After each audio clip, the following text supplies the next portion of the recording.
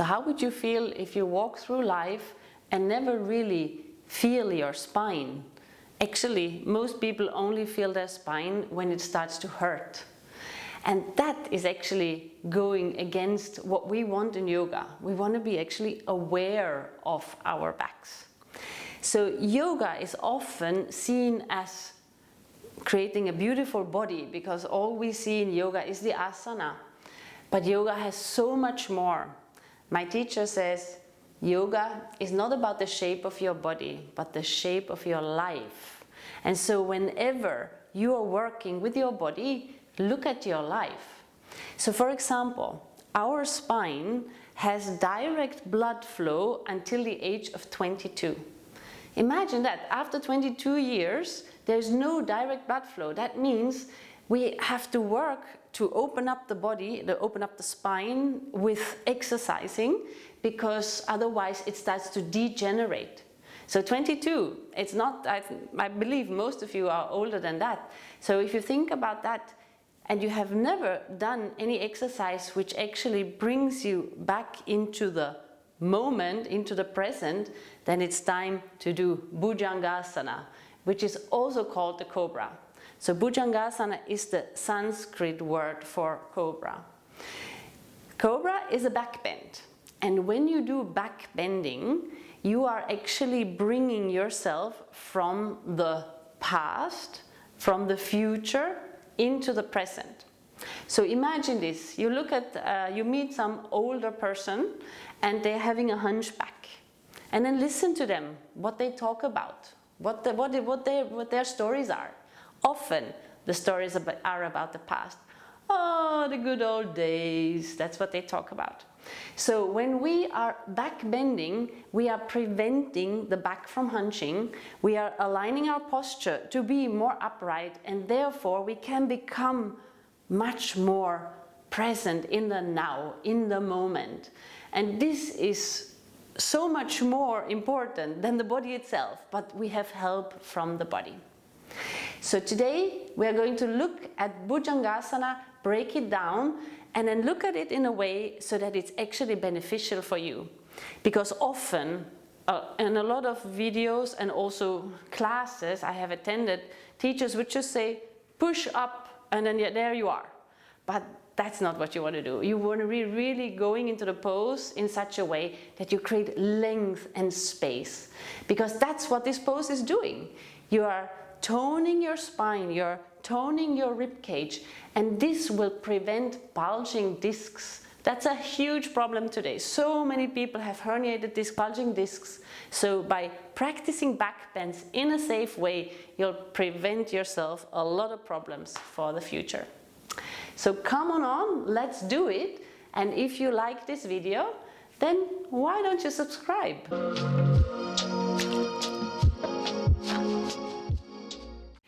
So let's do it.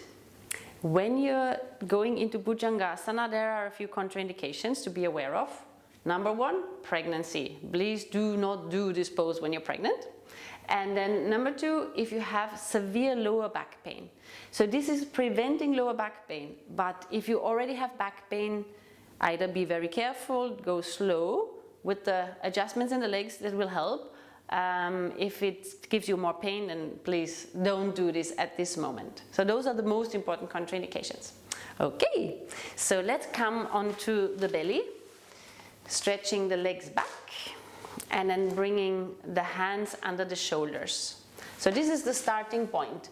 And like I mentioned earlier, a lot of people just think, okay, here I am, straighten your arms, and that's it.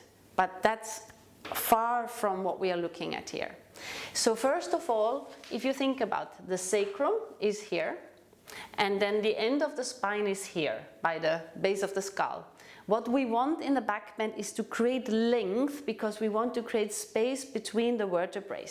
So now, if she would just push up, this would happen that, for example, wherever she is most flexible, she will bend. And if you are bending on a spot where you're already flexible over and over again, one day you got that bulging disc, even from yoga. So that's why it's so important to create space. And how to create space?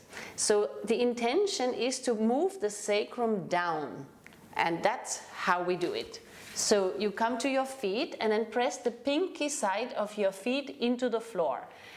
When you do this action, out the feet to the floor, your legs rotate internally. So when we look anatomically, your legs rotate internally from the front. That means her thighs lift up from here. I'm going to sweep this way. So now the pinky toes press down, the inner thighs lift up, and the big toes point back. Yeah, so all of these actions. So now contracting the quadriceps. If she now does all this work and then comes up, her sacrum is pulled forward. So now slowly come up with the action.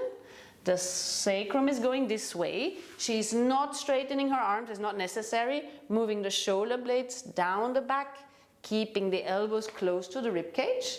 And here we are in a beautiful bhujangasana. So inhale here, exhale and come down. Good. So now I show you another point. So this was the safety point. This is the most important. What comes next is for those of you who want to go deeper, who are teachers, who really want to understand what happens in the spine. So what I'm going to do now, I'm going to find her spinal processes, because here if you touch somebody's spine, you feel these little balls sticking out. They're called spinal processes. So what we want in a back bend, and especially in bhujangasana, we want those spinal processes to go into the body. So for that reason, I'm going to find now here from my lovely model where those processes are. So in this testing stage, we're not going to go to full maximum, so just a little halfway. So now again, press the outer feet into the floor, point your big toes back. Number one. Lift your inner thighs to internally rotate. This will release the big gluteus maximus. Yeah, so you should not be able to contract your gluteus maximus. And then contract the quadriceps. So that we have in place. So now slowly push yourself up just halfway. Move your shoulders down. And now I'm going to touch her from the sacrum up. And then when I touch the process, I tell her to move it in, and it's still moving in, it's moving in, it's moving in. It's not with everyone, she's been doing this for a long time. So I'm going to help her to understand, okay, here is one which comes a little bit out. So bring your mind into this part and then suck it in, move it into the body, move it, oh yes, and it went, and it went. So just with mind. And then I move a little further up. Here is the part where here we still need a little bit more in. I know it's a lot of work. As she comes up a little bit, it starts to come in, go in more. And then we go up, up, up, up, up, up, up, up.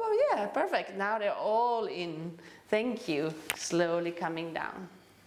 Yeah, you see, it makes a really big difference, because if you're pushing up into bhujangasana and your spine is, instead of going in, out, you're not going to get that benefit, because in the end, the bulging discs come from compression in the discs.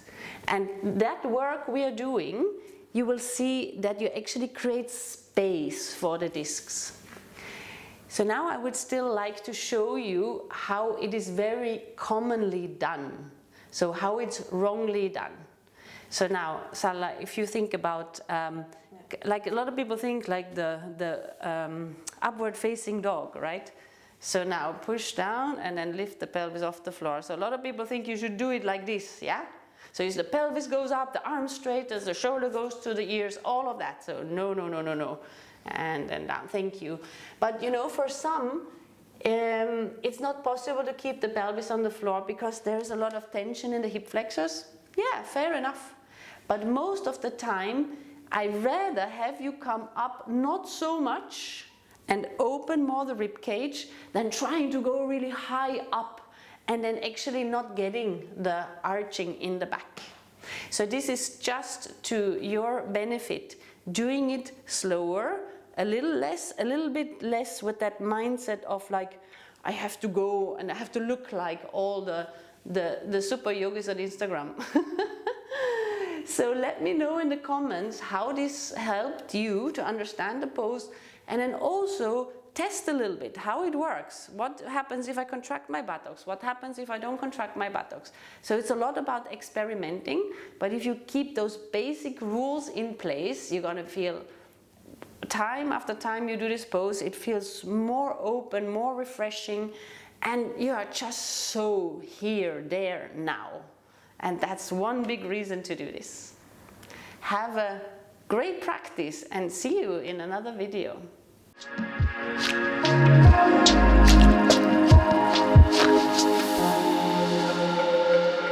Thank you.